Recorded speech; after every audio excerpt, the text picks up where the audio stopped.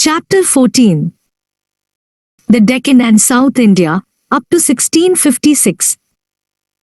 We have mentioned in an earlier chapter that following the breakup of the Bahmani kingdom, three powerful states, Ahmednagar, Bijapur and Golkonda emerged on the scene, and that they combined to crush Vijayanagar at the Battle of Banihatti, near Talikota, in 1565.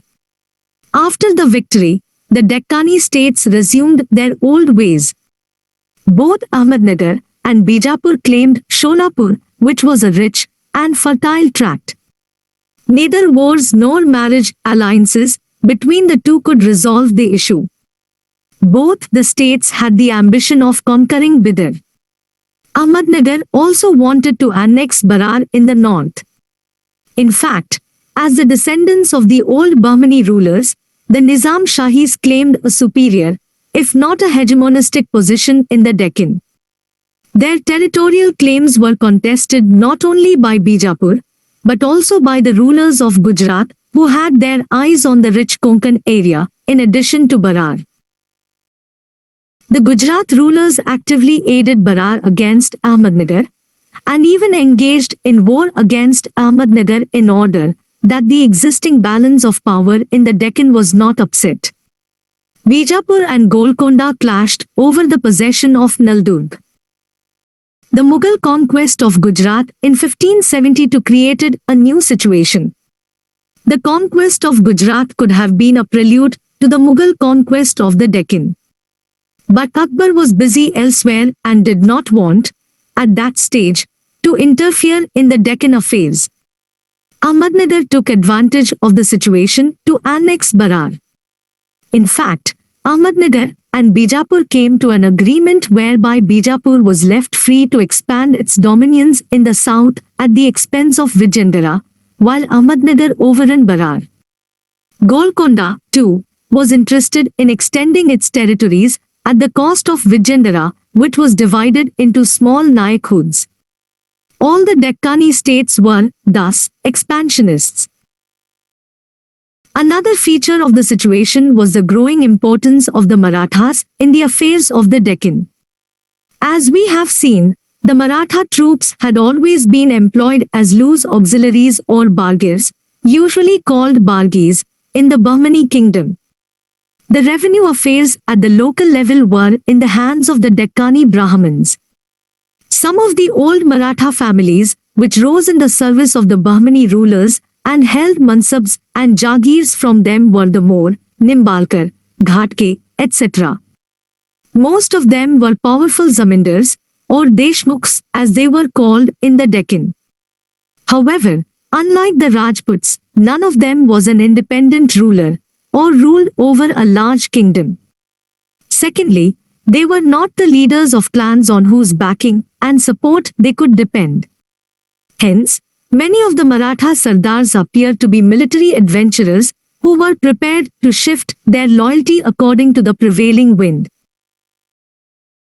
Nevertheless, the Marathas formed the backbone of the landed aristocracy of the Deccan, and had a position similar to the one held by the Rajputs in large parts of North India. During the middle of the 16th century, the rulers of the Deccan states embarked upon a definite policy of winning over the Marathas to their side. The Maratha chiefs were accorded service and positions in all the three leading states of the Deccan. Ibrahim Adil Shah of Bijapur, who ascended the throne in 1535, was the leading advocate of this policy. It is said that he entertained 30,000 Maratha auxiliaries, bargis, in his army, and showed great favor to the Marathas in the revenue system. He is supposed to have introduced Marathi in revenue accounts at all levels. Apart from increasing his favors to old families, a few other families, such as the Bhonsales, who had the family name of Ghorpade, the Defils, or Chawans, etc., also rose to prominence in Bijapur as a result of this policy. Maharashtrian Brahmins were regularly used for diplomatic negotiations as well. Thus the title of Peshwa was accorded to a Brahmin, Kankoji Narsi, by the rulers of Ahmednagar. Marathas played an important role in the states of Ahmednagar and Golkonda as well. It will thus be seen that the policy of allying with local landed classes, which were military-minded, had been initiated by the Deccani rulers even before such a policy was implemented by the Mughals under Akbar. Mughal advance towards the Deccan.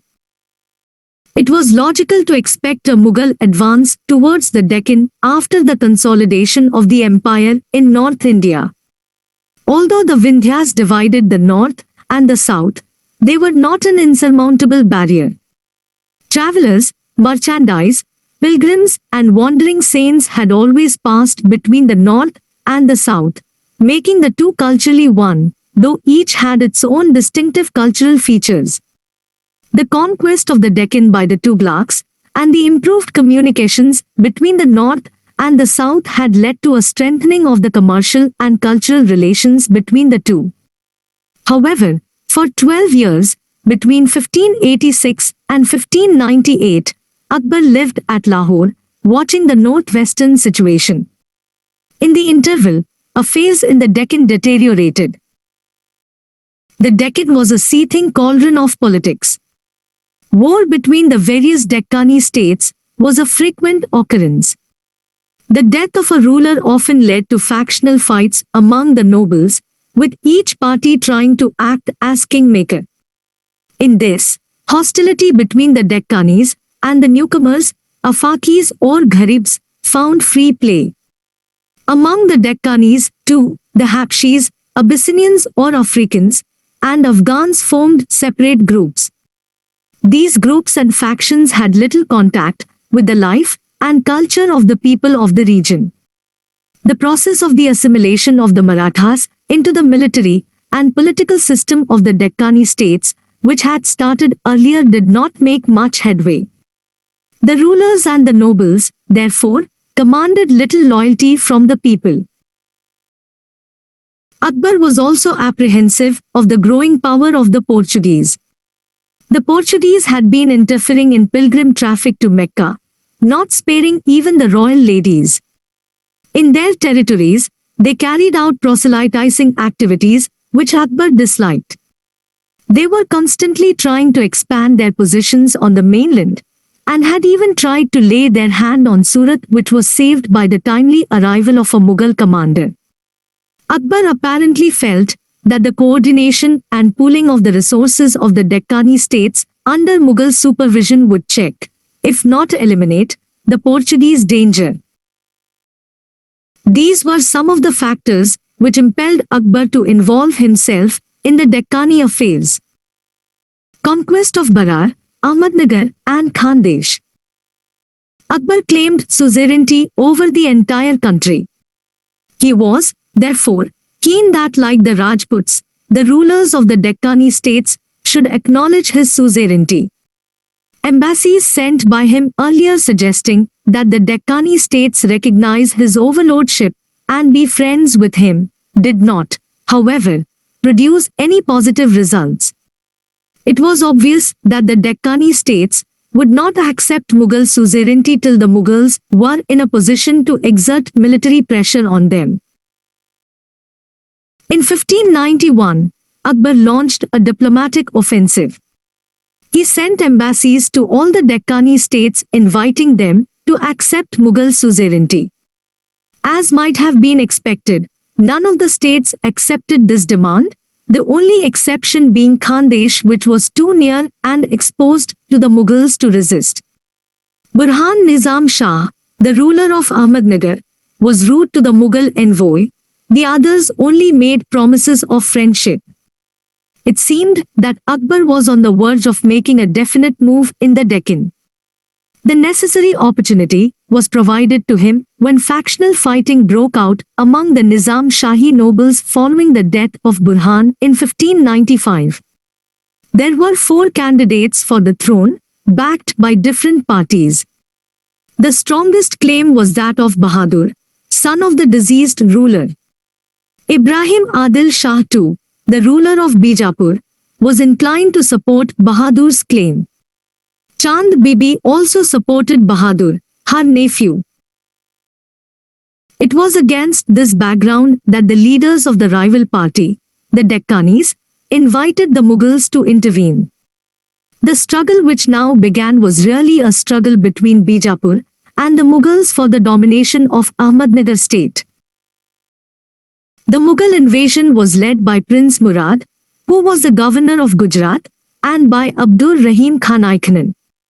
The ruler of Khandesh was asked to cooperate. After a close siege of 4 months, in which Chand Bibi played a valiant role, the two sides came to an agreement. They agreed to cede Berar to the Mughals in return for their recognition of the claim of Bahadur. Mughal suzerainty was also recognized. This was in 1596.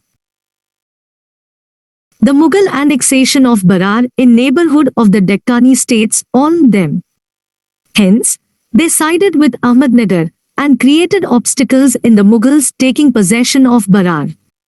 Soon, a combined force of Bijapur, Golkonda, and Ahmednagar led by a Bijapur commander invaded Berar. In a hard-fought battle in 1597, the Mughals defeated a Deccani force. The Bijapuri and Golkonda forces now withdrew, leaving Chand Bibi alone to face the situation. This resulted in a second Mughal siege of Ahmednagar. In the absence of any help from any quarter, Chand Bibi opened negotiations with the Mughals. She was, however, accused of treachery by a hostile faction and murdered. The Mughals now assaulted and captured Ahmednagar. The boy king, Bahadur, was sent to the fortress of Gwalior. Balaghat, too, was added to the empire and a Mughal garrison was stationed at Ahmednagar. This was in 1600. The fall of Ahmednagar fort and city and the capture of Bahadur Nizam Shah did not solve Akbar's problems in the Deccan. There was now no Nizam Shahi prince or noble with sufficient standing to negotiate with. The situation became further confused due to constant wrangling among the Mughal commanders. To study the situation on the spot, Akbar advanced into Malwa and then into Khandesh. Akbar was also keen to secure the fort of Asirgarh in Khandesh, which was reputed to be the strongest fort in the Deccan. After a tight siege, fort was conquered by Mughals. Khandesh was incorporated to the Mughal Empire. Meanwhile, Prince Danial, the youngest son of Akbar, who had been placed in command of Mughal armies in the Deccan, concluded a peace with Murtaza Nizam Shah who after the fall of Ahmednagar had been proclaimed ruler by a group of Nizam Shahi nobles. According to the agreement, Ahmednagar, Balaghat and parts of Telangana were surrendered to the Mughals, and the remaining portions of the kingdom confirmed to Murtaza Nizam Shah on condition of loyalty, and the promise that he would never rebel. This was in 1601. After the capture of Asirgarh, Akbar returned to the north to deal with the rebellion of his son Salim.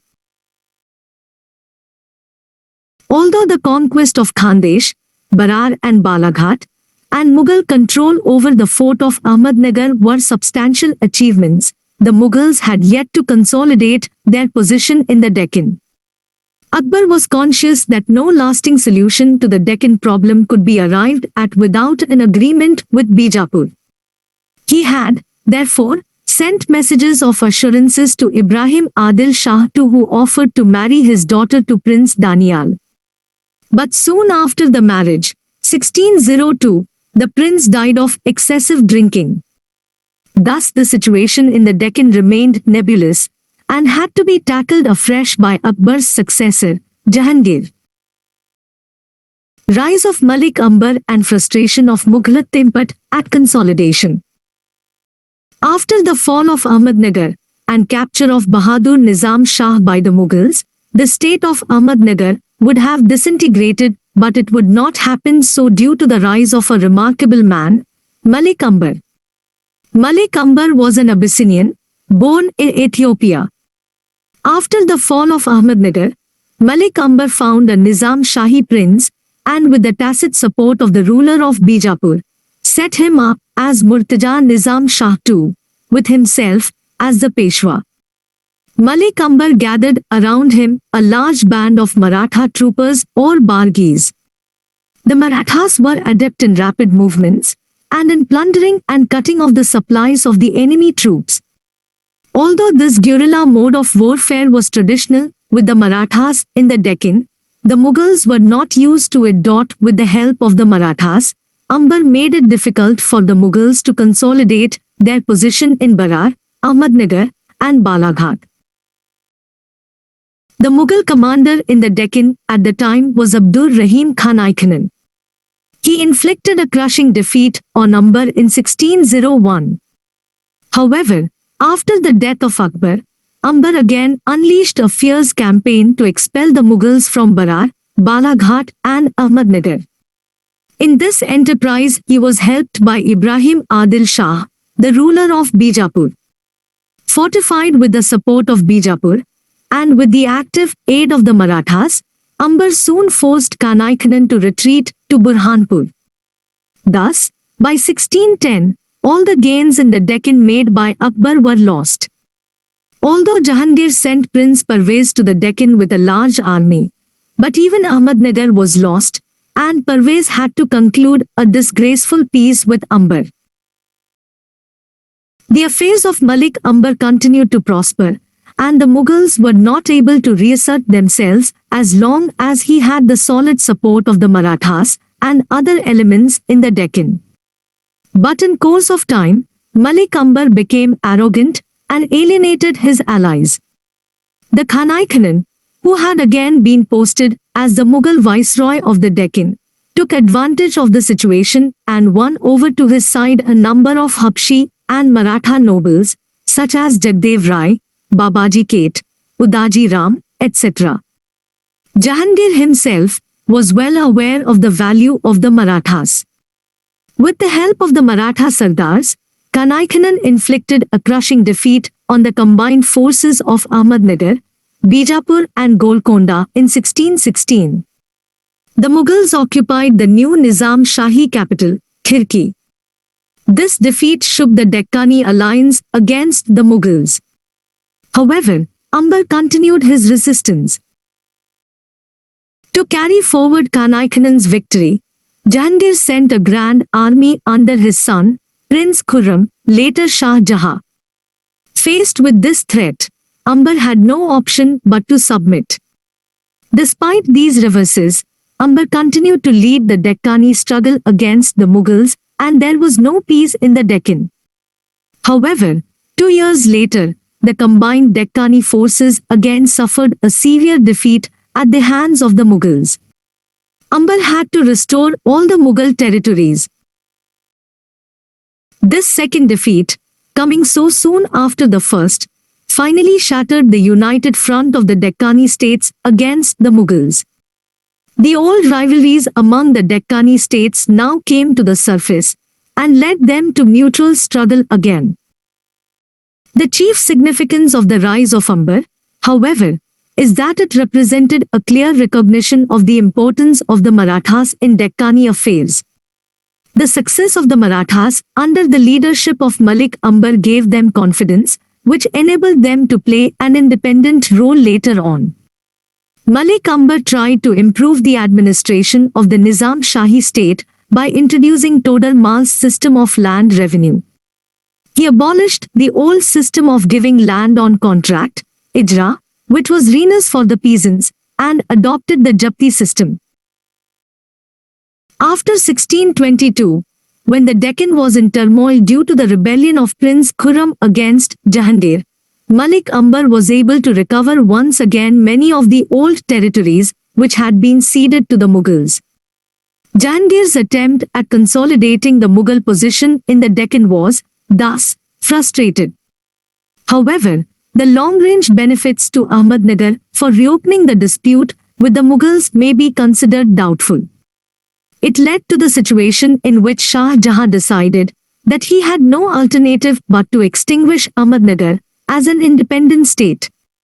Malik Ambar breathed his last in 1626 at the ripe age of 80. But the bitter fruits of his legacy had to be reaped by his successors. Extinction of Ahmednagar and acceptance of Mughal suzerainty by Bijapur and Golkonda. Shah Jahan ascended the throne in 1628. Shah Jahan's first concern as a ruler was to recover the territories in the Deccan which had been lost to the Nizam Shahi ruler. Shah Jahan was of the opinion that there could be no peace for the Mughals in the Deccan as long as Ahmednagar would continue as an independent state. This was a major departure from the policy which had been followed by Akbar and Jahangir. However, Shah Jahan was not keen to extend Mughal territories in the Deccan beyond what was absolutely necessary. In 1629, Shah Jahan deputed large armies against Ahmednagar. Under relentless pressure, large parts of the Ahmednagar state were brought under Mughal occupation. The Nizam Shah now sent a piteous appeal to the Adil Shah of Bijapur to help. At the same time, the Mughals had refused to hand over to the Adil Shah the areas allotted to him under the agreement. As a result, the Adil Shah made a somersault and decided to help the Nizam Shah, who agreed to return Sholapur to him. This turn in the political situation compelled the Mughals to retreat. However, the internal situation in Ahmednagar now turned in favor of the Mughals. Fath Khan, the son of Malik Ambar, had recently been appointed Peshwa by the Nizam Shah in the hope that he would be able to induce Shah Jahan to make peace. Instead, Fath Khan opened secret negotiations with Shah Jahan and, at his instance, murdered the Nizam Shah and put a puppet on the throne. He also read the khutbah and struck the sikka in the name of the Mughal emperor. As a reward, Fath Khan was taken in Mughal service, and the Jagir around Pune previously allotted to Shahji was transferred to him. As a result, Shahji defected from the Mughal side. These events took place in 1632. It will thus be seen that the Mughals and Bijapur were, in reality, engaged in a contest for dividing between themselves the prostrate body of Ahmednagar.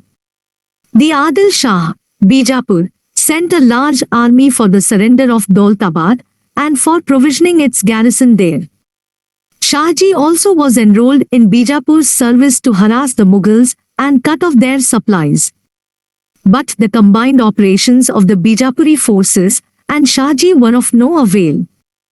Mahawat Khan closely invested Daulatabad and forced the garrison to surrender, 1633. The Nizam Shah was sent to prison in Gwalior. This marked the end of the Nizam Shahi dynasty. However, even this did not solve the problems facing the Mughals. Following the example of Malik Ambar, Shahji found a Nizam Shahi prince and raised him as a ruler. The Adil Shah sent a force of 7,000 to 8,000 horsemen to aid Shahji and induced many of the Nizam Shahi nobles to surrender their forts to Shahji. Many disbanded Nizam Shahi soldiers joined Shahji, whose force swelled to 20,000 horses. With these he harassed the Mughals and took control of large portions of the Ahmednagar state. Shah Jahan now decided to give personal attention to the problems of the Deccan. He realized that the crux of the situation was the attitude of Bijapur. He, therefore, deputed a large army to invade Bijapur and also sent feelers to the Adil Shah, offering to revive the earlier accord of dividing the territory of Ahmednagar between Bijapur and the Mughals. The policy of the stick and the carrot and the advance of Shah Jahan to the Deccan brought about another change in Bijapur politics. The leaders of the anti-Mughal group, including Murari Pandit, were displaced and killed, and a new treaty or Ahdnama was entered into with Shah Jahan. According to this treaty, the Adil Shah agreed to recognize Mughal suzerainty and not to interfere in the affairs of Golkonda, which was brought under Mughal protection. Any quarrel between Bijapur and Golkonda was, in the future, to be referred to the Mughal emperor for his arbitration. The Adil Shah agreed to cooperate with the Mughals in reducing Shahji to submission and, if he agreed to join Bijapuri service, to depute him in the south, away from the Mughal frontier. Shah Jahan completed the settlement of the Deccan by entering into a treaty with Golkonda as well. The treaties of 1636 with Bijapur and Golkonda were statesmanlike. In effect, they enabled Shah Jahan to realize the ultimate objectives of Akbar. The suzerainty of the Mughal emperor was now accepted over the length and breadth of the country. Peace with the Mughals enabled the Deccani states to expand their territories towards the south.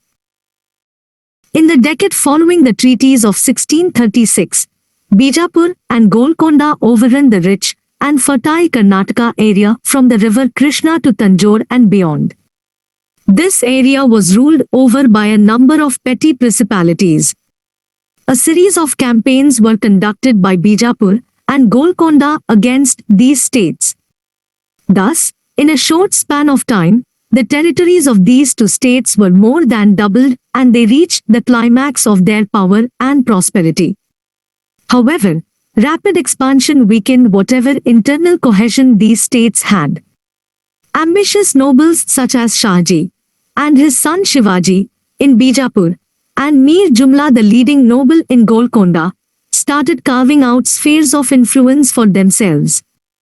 The Mughals, too, found that the balance of power in the Deccan had been upset and demanded a price for their benevolent neutrality during the expansionist phase of these states. These developments came to a head in 1656 following the death of Muhammad Adil Shah and the arrival of Aurangzeb as the Mughal viceroy of the Deccan. These developments would be dealt with in a subsequent chapter. Cultural contribution of the Deccan states. The Deccani states had a number of cultural contributions to their credit. Ali Adil Shah died in 1580. Loved to hold discussions with Hindu and Muslim saints and was called a Sufi. He invited Catholic missionaries to his court, even before Akbar had done so. He had an excellent library to which he appointed the well-known Sanskrit scholar, Vaman Pandit. Patronage of Sanskrit and Marathi was continued by his successors.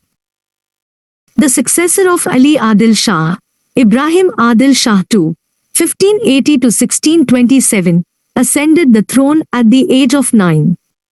He was very solicitous to the poor and had the title of Abla Baba, or friend of the poor. He was deeply interested in music and composed a book called Kitab Ainoras, in which songs were set to various musical modes or ragas. Due to his broad approach, he came to be called Jagat Guru. He accorded patronage to all, including Hindu saints and temples. This included grants to Pandharpur, the center of the worship of Vithoba, which became the center of the Bhakti movement in Maharashtra. The broad, tolerant policy followed by Ibrahim Adil Shah II was continued under his successors. Golkonda was the intellectual resort of literary men. Sultan Muhammad Quli Qutb Shah, a contemporary of Akbar, was very fond of literature and architecture. The Sultan was not only a great patron of art and literature, but was a poet of no mean order. He wrote in Dakhni Urdu, Persian and Telugu, and has left an extensive divan or collection. He was the first to introduce a secular note in poetry. Apart from the praise of God and the Prophet, he wrote about nature, love, and the social life of his day. The growth of Urdu in its Dakhni form was a significant development during the period. In addition to Persian, these writers drew on Hindi and Telugu for forms, idioms and themes as well as vocabulary. Urdu was patronized at the Bijapuri court also. The poet laureate Nusrati, who flourished during the middle of the 17th century, wrote a romantic tale about Prince Manohar, ruler of Kanaknagar, and Madhu Malti. From the Deccan, Urdu came to North India in the 18th century. In the field of architecture, Muhammad Quli Qutb Shah constructed many buildings, the most famous of which is the Qar Minar. Completed in 1591 to 92, it stood at the center of the new city of Hyderabad founded by Muhammad Quli Qutb Shah. It has 4 lofty arches, facing the 4 directions. Its chief beauty is the 4 minarets, which are 4-storied, and are 48 meter high.